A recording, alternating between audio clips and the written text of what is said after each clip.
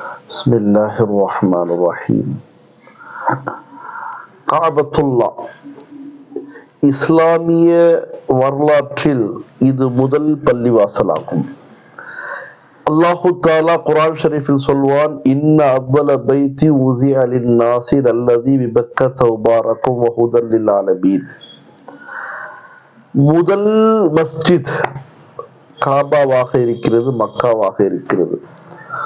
முழு உலக முஸ்லிம்களுக்கான கிப்லாவும் காபாவாக இருக்கிறது.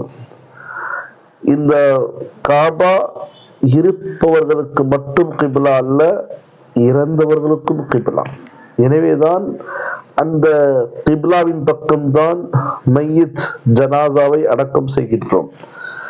இப்படிப்பட்ட காபா எப்படி உருவானது என்று பார்த்தால் பல சான்றுகள் இருக்கின்றன.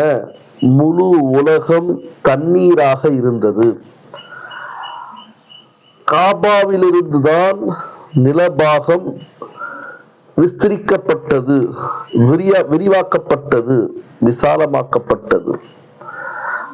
எனவே காபத்துல்லா சென்டர் பாயிண்ட், மிடில், நடு இடமாக இருக்கிறது என்பது குர்ஆன் ஹதீஸுடைய ஆய்வின் முடிவாக இருக்கிறது.